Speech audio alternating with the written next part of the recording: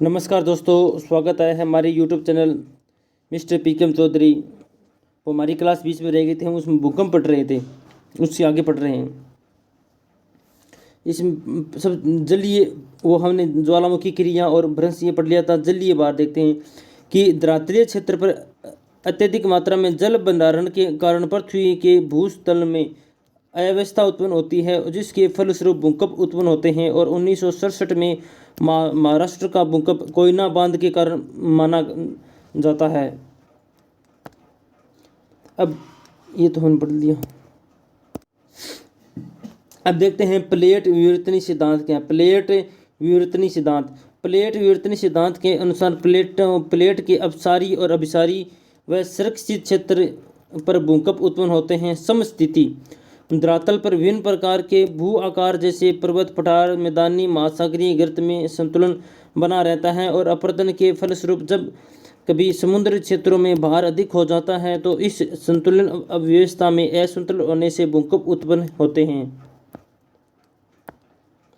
ये देख सकते हो आप किस प्रकार से, जो कि भूकंप मूल पृथ्वी के अंदर स्थित वह स्थान जहाँ से सर्वप्रथम भूकंप तरंगें उत्पन्न होती हैं उसे भूकंप मूल कहते हैं। और भूकंप केंद्र क्या है? भूकंप मूल के 90 डिग्री के कोण पर धरातल पर अवस्थित वह स्थान जहाँ पर सर्वप्रथम भूकंप तरंगें महसूस की जाती हैं।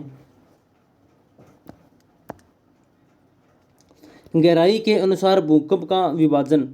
साधारण भूकंप मूल धरातल से 50 किलोमीटर की गहराई तक पाया जाता है और यह भूकंप अत्यधिक विनाशकारी होता है। यदि साधारण भूकंप है जो कि धरातल मूल से 50 किलोमीटर गहराई तक पाया जाता है, यह भूकंप अत्यधिक विनाशकारी होता है। मध्यवर्ती भूकंप मूल की गहराई 50 से 250 किलोमीटर तक होती है। गहरे भूकंप इनकी गहराई 300 से 700 किलोमीटर तक होती है। इन पाताली भूकंप की कहा जाता है। अब देखते हैं भूकंपीय तरंगे क्या हैं। पीय तरंगे, सबसे पहले ये पीय तरंगे देखते हैं। इन्हें प्राथमिक तरंगे भी कहा जाता है और इनका संचरण ध्वनि तरंगों के समान होता है और इनमें कंपन आगे पीछे की तरफ होता है और इसलिए इन्हें जो अनुलंब या संपीड़न तरंगे भी कहते हैं। यह तरंगे ठोस, तरल, गैस तीनों माध्यम में गुजर सकती है और इन तरंगों का उद्भव चट्टानों के संपीड़न के कारण होता है। ठोस में इनकी गति सर्वाधिक होती है तथा तरल में गति मंद होती है। यह सर्वाधिक तीव्र गति से चलने वाली तरंगे होते हैं और इस कारण से सिस्मोग्राफ पर सबसे पहले अंकित की जाती है और इनकी गति सर्वाधिक होती है परंतु आवृत्ति निम्न होती है। एस तरंगे देखते हैं। हमने पी तरंगे देख ली। एस तरंग इन्हें द्वितीय तरंग भी कहा जाता है। यह अनुप्रस्थ तरंग होती है। यह तरंग प्रकाश तरंगों के समान होती हैं। इनकी गति समकोण पर होती है। यह तरंग तरल पदार्थ से होकर नहीं गुजर सकती। जो एस तरंगे होती हैं तरल पदार्थ से होकर नहीं गुजर सकती। एल तरंगे देखते हैं।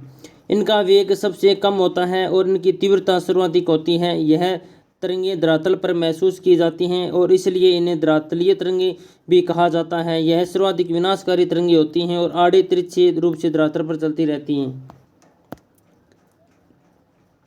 ये पी तरंग छाया क्षेत्र है। इस प्रकार देख सकते हो आप। ये एस तरंग छाया क्षेत्र है। बीच में करोड़ होता है। एस तरंगें होती हैं जो कि 205 डिग्री भूकंप छाया क्षेत्र का वर्णन कीजिए। क्वेश्चन देखते हैं जो आरएस में इस प्रकार से क्वेश्चन पूछे जाते हैं। आरएस मेन में ना वो क्वेश्चन देख रहे हैं। भूकंप छाया क्षेत्र का वर्णन कीजिए। भूकंप केंद्र में 105 डिग्री कोण के मध्य पी व एस तरंगें महसूस की जाती हैं तथा 145 डिग्री के कोण से ऊपर वाले तरंगें पी तरंगें महसूस की जाती हैं और 105 से 145 डिग्री कोण के मध्य क्षेत्र जहां किसी भी प्रकार के भूकंप तरंगें नहीं पहुंच पाती और भूकंप छाया जैसे भूकंप 105 डिग्री कोण के मध्य तो जो पी व एस तरंगें महसूस की जाती हैं। 145 डिग्री के कोण से ऊपर वाली तरंगें पी तरंगें होती हैं और 105 से 145 डिग्री के मध्य क्षेत्र जहां पर किसी प्रकार की भूकंप तरंगें नहीं पहुंच पाती हैं। अब देखते हैं भूकंप का विश्व वितरण क्या है।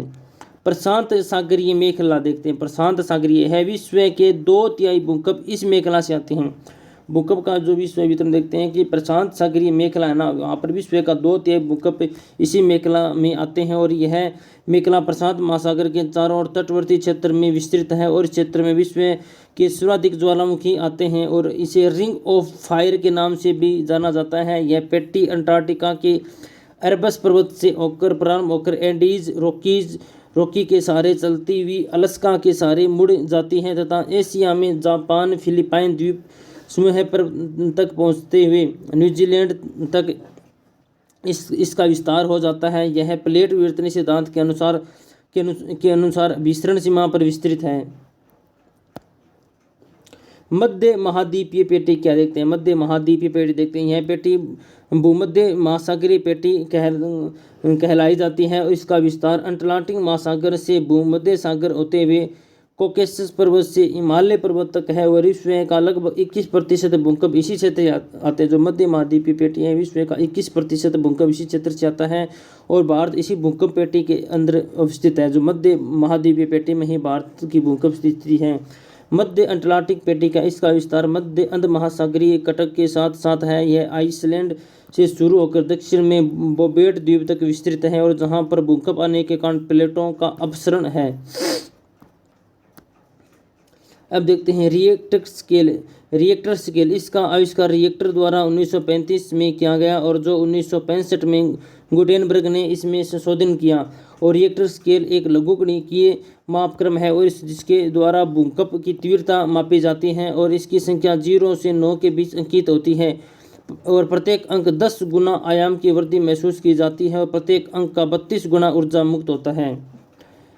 मर्केली स्केल, जो रिएक्टर स्केल से भूकंप की तीव्रता मापी जाती है। मर्केली स्केल क्या है? यह एक आघात तीव्रता को मापता है और यह गुणात्मक स्केल है और इसके द्वारा ही झटकों से हुई प्रत्यक्ष हानि निर्धारित की जाती है और इसकी गहनता 1 से 12 तक होती है। राशि फेरेल स्केल क्या है? इसके मापक 1 से 11 तक होते हैं। राशि फेरेल स्केल के मापक 1 से 11 होते हैं। मर्केली स्केल के 1 से 12 होते हैं। रिएक्टर स्केल इसके जो 0 से 9 के बीच अंकित होता है। समान भूकंप तीव्रता वाले स्थानों को मिलाने वाली रेखा समभूकंप रेखा या आइसोसीमल के नाम से जानी जाती है और एक समय पर आने वाले भूकंप क्षेत्रों को मिलाने वाली रेखा होमोसिमिफेलाइन के नाम से जाना जाती है। भूकंप में मुक्त ऊर्जा भूकंप परिणाम कहलाया जाता है। भूकंप आने पर वायुमंडल में रेडोन गैस की मात्रा सर्वाधिक अधिक हो जाती है और पी तरंगों की गति ठोस में सर्वाधिक होती है। पी और एस जो कि अवतल तल की होती हैं, ये एल एंड एल जैसे एल तो उत्तल तल का होता है और एस और पी जो कि अवतल तल का होता है। और भूकंप आता है तो वायुमंडल में सबसे अधिक रेडोन गैस हो जाती है। अब देखते हैं ज्वालामुखी क्या है? यह भूगर्भिक शक्तियों द्वारा जनित एक आकस्मिक क्रिया है और जिसके फलस्वरूप भूपटल पर पृथ्वी के अंदर गैस सेल पदार्थ लावा बाहर निकलता है। इसे ज्वालामुखी कहते हैं। ज्वालामुखी निकलने वाले पदार्थ कौन कौन से होते हैं देखते हैं। गैस व जल वाष्प निकलती है। ज्वालामुखी से निकलने वाले पदार्थों में सर्वाधिक मात्रा जल वाष्प की होती है जो कि 60 से 90% तक पाई जाती है और इसके अतिरिक्त carbon dioxide nitrogen sulphur dioxide gas से भी निकलती हैं। लेपिली क्या है? मटर के दाने के आकार के जो विकृत टुकड़े होते हैं। ज्वालामुखी से गैस व जल वाष्प निकलती हैं और जो ज्वालामुखी से निकलने वाला जो पदार्थ होता है, जो सर्वाधिक कौन सा पदार्थ निकलता है? जल वाष्प से निकलता है जो कि 60 से 90% तक इसमें जल वाष्प की मात्रा पाई जाती है और इसके अतिरिक्त कार्बन डाइऑक्साइड और नाइट्रोजन सल्फर डाइऑक्साइड जैसे कि इससे निकलती हैं। और लेपिली क्या होता है? जो कि मटर के दाने के आकार के विकृत टुकड़ी, उसे लेपिली कहा जाता है। ज्वालामुखी से निकलने वाले पदार्थ देखते हैं। टफ क्या है?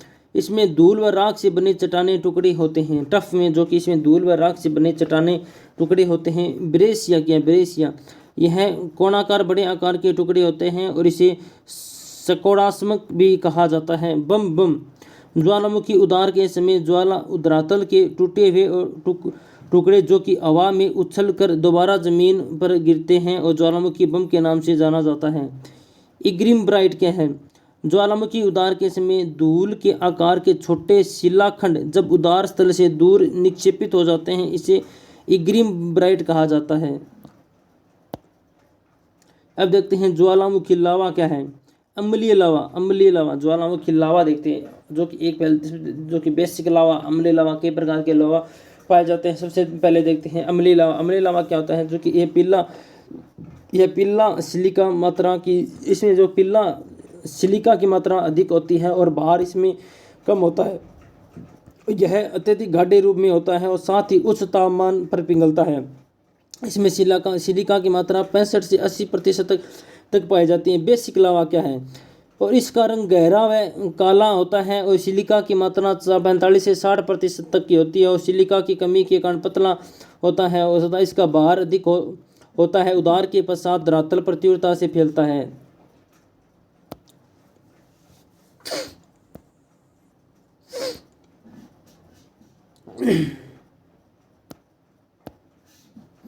अब देखते हैं पहोयाय लावा। पहो, यह लावा पतला होता है। लावा जब सागर में प्रवाहित होता है तो तकिए या बारे के रूप में जम जाता है और इस कारण से इसे शिरोधारा लावा या पिल्लो लावा भी कहा जाता है। आहा आहा लावा या गाढ़ा लावा होता है और दूर तक ना फैलने के कारण यह बीच में जम जाता है और इसलिए इसे ब्लॉक लावा भी कहा जाता है। ज्वालामुखी क्रिया के क्या कारण है वो देखते हैं। भूगर्भक ताप में वृद्धि।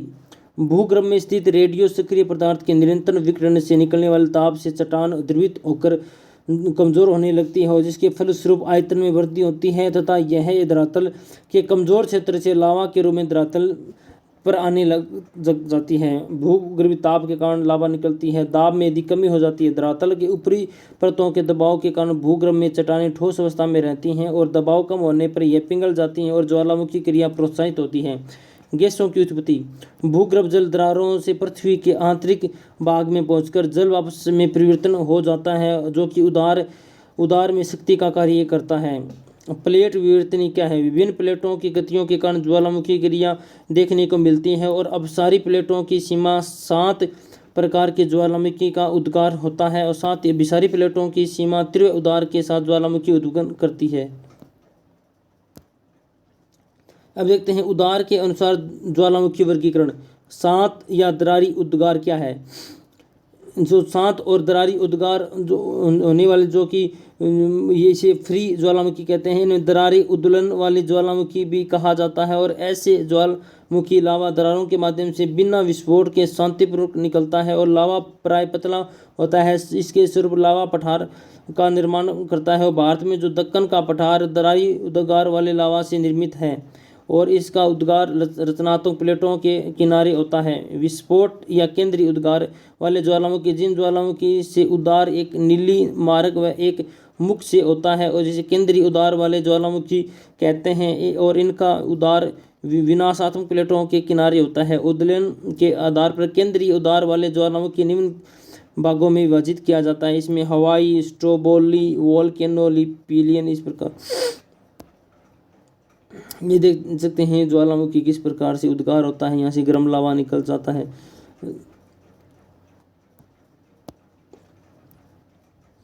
जो हवाई तुल्य ज्वालामुखी का उद्गार शांत स्वरूप से होता है क्योंकि इसका लावा पतला होता है। उद्गार के समय लावा छोटे छोटे लाल पिंड के रूप में गैसों के साथ ऊपर चलता है और यह लावा वायु में केस की तरह उड़ता है और इसलिए इसे हवाई द्वीप, लोग इसे अग्रि पिल्ली केस राशि कहते हैं। इस तरह से उद्गार हवाई द्वीप पर होता है, इसलिए हवाई तुल्य ज्वालामुखी का। इस प्रकार देख लो आप किस प्रकार लाल लावा किस प्रकार से धरातल से निकल रहा है।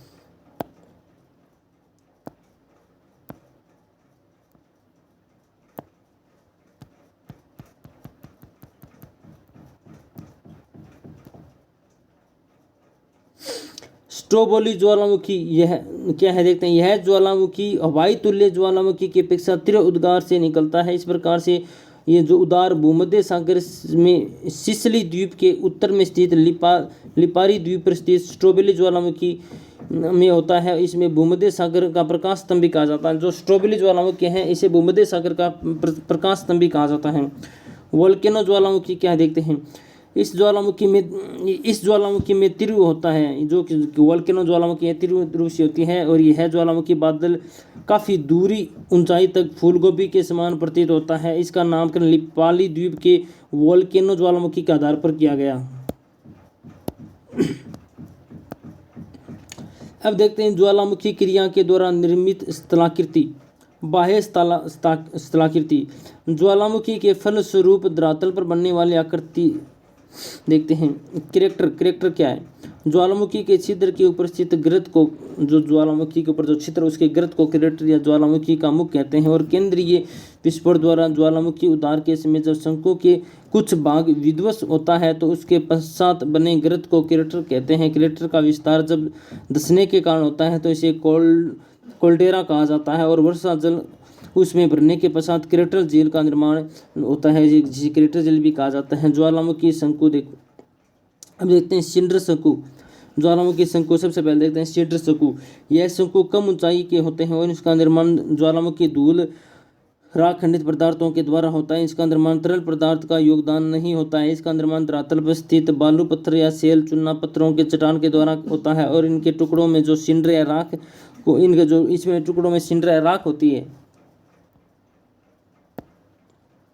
अब देखते हैं कंपोजिट शंकु क्या होता है। ये इसमें सभी प्रकार के शंकुओं में सबसे ऊंचा होता है। जो कंपोजिट शंकु सबसे ऊंचा होता है, और इसका निर्माण ज्वालामुखी के उद्गार के समय पदार्थों के द्वारा किया जाता है, और विश्व में के ऊंचे शंकु इसी के उदाहरण हैं। जो कि इस शंकु के निर्माण में ज्वालामुखी के लावे के बार बार जमा होने के फलस्वरूप होता है। इस पे देखते हैं पारिपोषित शंकु क्या होता है। इस शंकु में ज्वालामुखी नीली छोटी छोटी उपशाखाएं निकल जाती हैं और मुख्य शंकु के नीचे लावा जमा होने लगता है। इस कारण फलस्वरूप छोटे छोटे शंकु का निर्माण होता है, जिसे पारिपोषित शंकु कहा जाता है। बेसिक लावा शंकु क्या इसमें देखते हैं। इसमें यह लावा पतला व हल्का होता है और यह दूर तक फैला होता है। जो बेसिक लावा दूर तक फैला होता है, इसके फलस्वरूप शंकु का निर्माण होता है, और इसे शील्ड शंकु भी कहा जाता है। और इस तरीके से शंकु को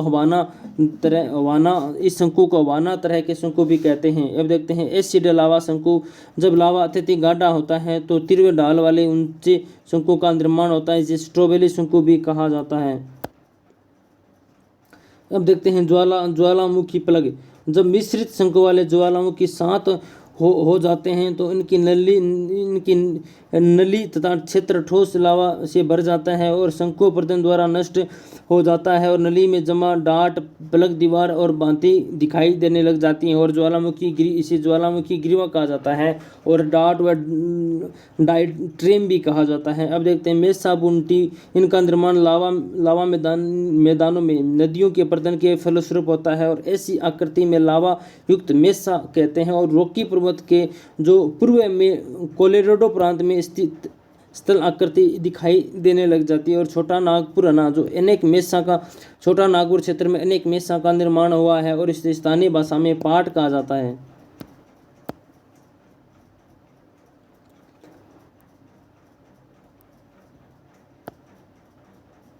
इन आंतरिक संरचना जैसे इसमें बेथोलिथ है, लेकोलिड है, फेलोलिड है, लोपोलिथ है, सील डाइक, इनके आंतरिक ज्वालामुखी जो आंतरिक संरचना है ये सब। इसमें सबसे पहले गेस्टर देखते हैं। ज्वालामुखी क्षेत्र में गर्म जल का स्रोत, जहां पर समय के अंतराल के साथ गर्म जल वापस निकलता है। अमेरिका के जो येलोस्टोन पार्क अवस्थित गोल्ड फेथफुल ग्लेशियर इसी का उदाहरण है। अब देखते हैं धूम्र छिद्र क्या है। इनका विस्तार अलास्का के जो अटमई ज्वालामुखी के समीप पाया जाता है। इस क्षेत्र में 10,000 ध्रुव घाटी पाई जाती है। यहाँ से निकलने वाले जल वाष्प गैस का तापमान अधिक होता है, और जिन पर धूम्र के साथ गंधक निकलती है जिसे सल्फ तारा कहते हैं। अब देखते हैं उदार की अवधि के अनुसार ज्वालामुखी के प्रकार देखते हैं। सक्रिय ज्वालामुखी कौन सी होती है। इसमें निरंतर ज्वालामुखी क्रिया होती रहती है। स्ट्रॉबेरी इटली का एंटेना, इक्वाडोर व Cotopaxi Antarctica, mount Erebus Andaman Nicobar का बैरन द्वीप सक्रिय ज्वालामुखी का प्रमुख उदाहरण है। जो अब देखते हैं सुप्त ज्वालामुखी। ऐसे ज्वालामुखी होते हैं जो कई वर्षों से सक्रिय नहीं है परंतु भविष्य में उद्गार की संभावना ज्वालामुखी है।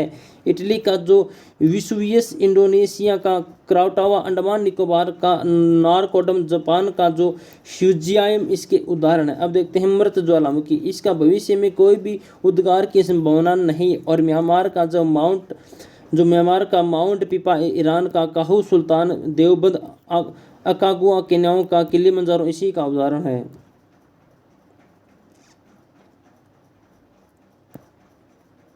अब देखते हैं ज्वालामुखी का वितरण। ये तो हमने पढ़ लिया ज्वालामुखी का वितरण, नहीं हमने भूकंप का वितरण पढ़ा था, हम ज्वालामुखी का वितरण पढ़ते हैं।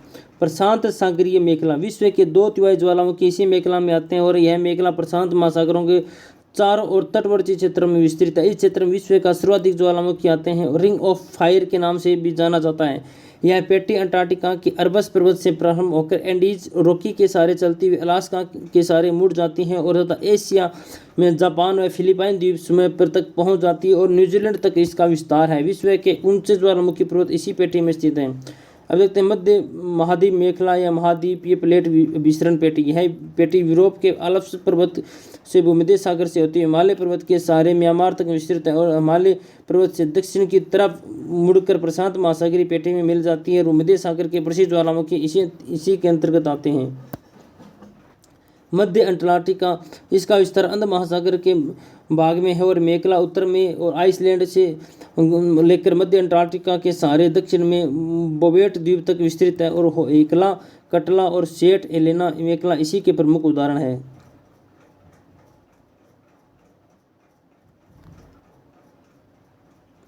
पूर्वी अफ्रीकन मेखला, यह मेखला उत्तर में इजराइल से दक्षिणी लाल सागर और पूर्वी अफ्रीका भ्रंश घाटी से होकर मेडागास्कर तक विस्तृत है और किलिमंजारो मेखला इसी का अंग है।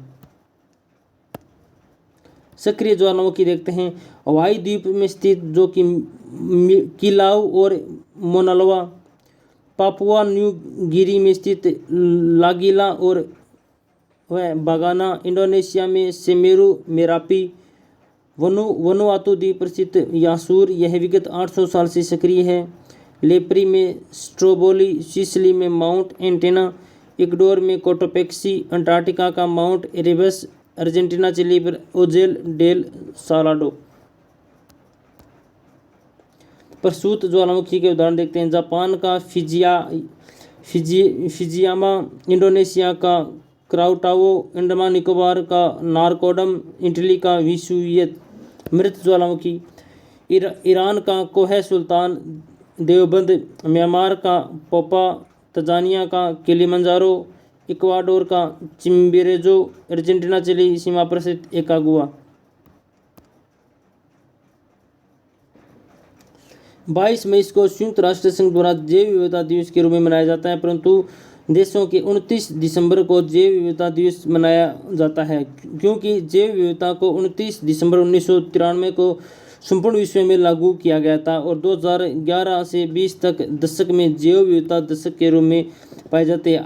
IUCN यह अंतर्राष्ट्रीय संगठन है और जो कि प्रकृति शिक्षण, प्राकृतिक संसाधनों में सतत प्रयोग के क्षेत्र में कार्य कर रहा है और इसकी स्थापना 5 अक्टूबर 1948 को की गई। इसका मुख्यालय मार्गन स्विट्जरलैंड में है और इसके द्वारा 1963 के दुर्बल जीवों व पादपों जो कि विलुप्त प्राय में है, असुरक्षित है और रेड डेटा के अंदर बुक जारी करता है।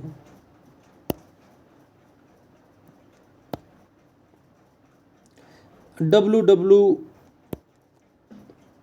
विश्व वन्य कोष, वर्ल्ड वाइल्ड लाइफ फंड, इसकी स्थापना जो कि 1962 में IUCN के सहायक संगठन के रूप में की गई। इसका मुख्यालय ग्लैंड स्विट्जरलैंड में है और जायज पाडा इसका, ये जो पाडा है ना, जायज पाडा इसका प्रतीक है और चिन्ह इसके द्वारा वन्य जीवों की देखभाल के लिए तथा रखरखाव हेतु विश्व देशों का वित्तीय सहायता प्रदान करता है। विश्व वन्य कोष, वर्ल्ड वाइल्ड लाइफ फंड 1962 में इसकी स्थापना की गई। जो इसका प्रतीक चिन्ह कौन सा है? ग्लैंड।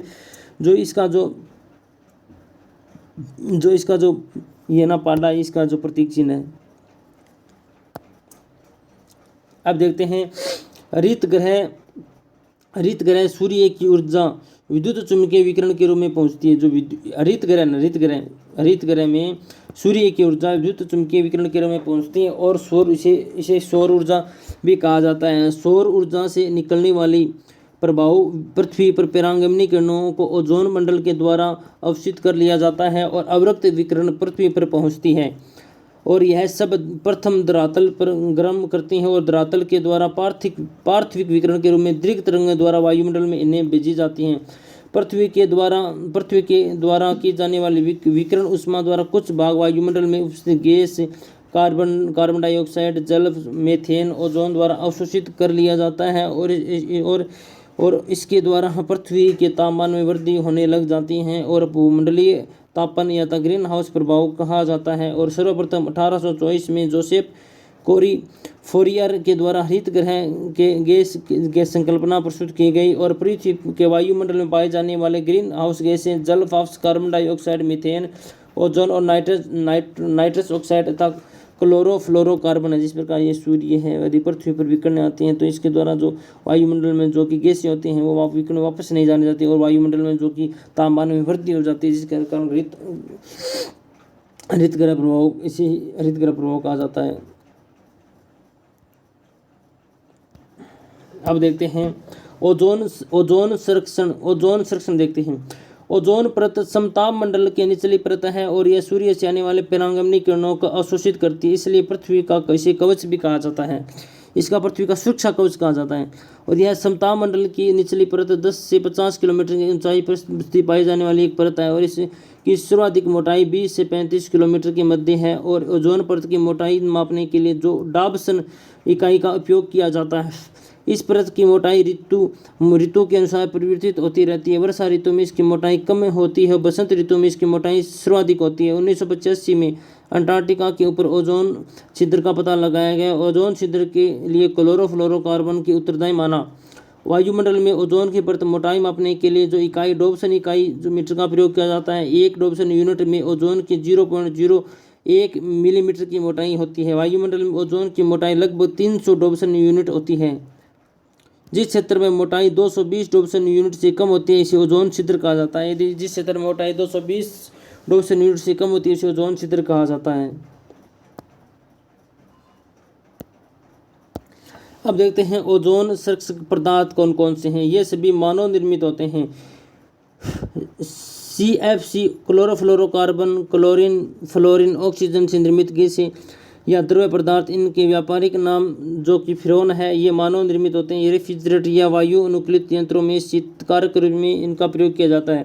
साथ ही इनका प्रयोग कंप्यूटर, फोन में प्रयुक्त इलेक्ट्रॉनिक सर्किट ब्राइट्स को साफ करने में भी किया जाता है और गद्दों में कुशन फोम बनाने में स्टाइरोफोन के रूप में भी इनका जो पैकिंग सामग्री के रूप में प्रयोग किया जाता है। हेलोन्स क्या, ये सभी जो कि FC है, किंतु क्लोरीन के साथ ब्रोमीन का परमाणु होता है और ये ओजोन परत के लिए CFC से ज़्यादा खतरनाक है। ये अग्निशामक तत्वों के रूप में भी प्रयोग किया जाता है। यह ब्रोमीन परमाणु क्लोरीन की तुलना में 100 गुना तक अधिक ओजोन अणु नष्ट करते हैं। कार्बन टेट्राक्लोराइड, यह सफाई पदार्थ के रूप में प्रयुक्त किया जाने वाला विलियो में मापा जाता है। 160 से अधिक उपभोक्ताओं उत्पादों में यह उत्प्रेरक के रूप में इसका प्रयोग किया जाता है। ओजोन परत में हानि पहुंचाता है। इसमें जो ओजोन जो कि नाइट्रोजन के जो ऑक्साइड होते हैं, जो नाइट्रोजन के ऑक्साइड जो कि औद्योगिक रूप से कृषि उर्वरक द्वारा, सुपरसोनिक जेट विमानों द्वारा, प्राकृतिक विद्युत उत्सर्जन द्वारा।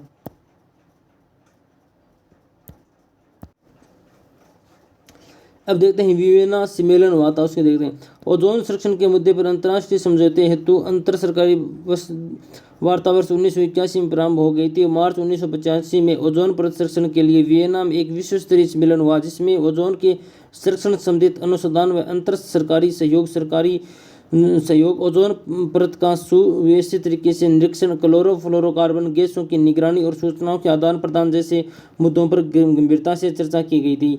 इस सम्मेलन में मानव स्वास्थ्य और ओजोन परत में परिवर्तन करने वाली मानवीय गतिविधियों की रोकथाम करने के लिए प्रभावी उपाय अपनाने पर सदस्य देशों ने प्रतिबद्धता व्यक्त की थी।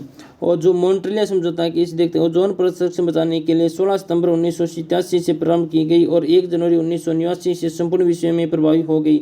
मॉन्ट्रियल प्रोटोकॉल के अंतर्गत 16 सितंबर को अंतर्राष्ट्रीय ओजोन दिवस के रूप में मनाया जाता है और 1985 के अंत में अंटार्कटिका के ऊपर ओजोन परत का छिद्र पता लगाया। 2021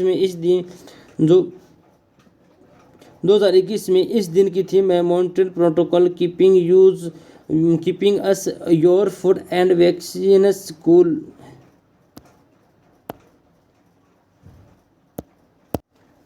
ग्रीन हाउस गैसों में कार्बन डाइऑक्साइड गैसों का सर्वाधिक योगदान बताया जाता है। मीथेन गैस का उत्सर्जन कोयले के खदान, घरेलू पशु धान के खेतों में होता है। विश्व में सर्वाधिक मीथेन गैस का उत्सर्जन चावल के खेतों में होता है। चीन के द्वारा सर्वाधिक मीथेन गैस का उत्सर्जन किया जाता है। प्रवाल विरंजन पृथ्वी के तापमान वृद्धि का एक प्राकृतिक संकेत है। जो प्रवाल विरंजन पृथ्वी के तापमान का जो वृद्धि का एक प्राकृतिक संकेत है। विश्व में चीन सबसे बड़ा कार्बन उत्सर्जक देश है और भूटान जो कि विश्व में शीर्ष स्थान कार्बन नकारात्मक उत्पादन देश है भूटान।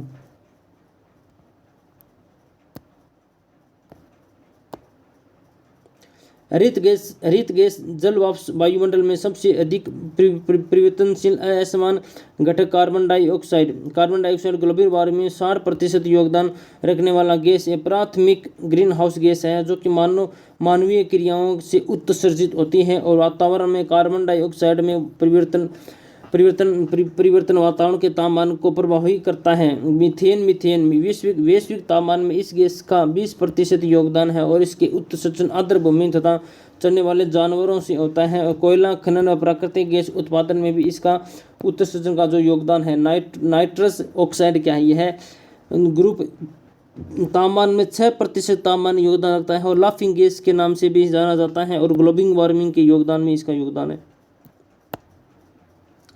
प्रदूषण मनुष्य के द्वारा किए जाने वाला रासायनिक और जैव कचरा एंथ्रोपोजेनिक प्रदूषण कराया जाता है और इनका पर्यावरण में अपघटन नहीं होता। अगर होता तो इसकी गति बहुत निम्न होती है। और मनुष्य के द्वारा सूक्ष्म जीवों के साथ किया जाने वाला प्रदूषण जैव विघटन प्रदूषण कहलाता है। जैव विघटन प्रदूषण का उदाहरण घरेलू कचरा, सीवर लाइन व कचरा अपघटनों द्वारा पूर्णतः विघटित कर दिया जाता है और इसलिए जैव विघटन प्रदूषण को प्राकृतिक तरीके से नियंत्रित किया जा सकता है। अब जो वायु प्रदूषण हम अगली वीडियो में पढ़ेंगे। Thank you.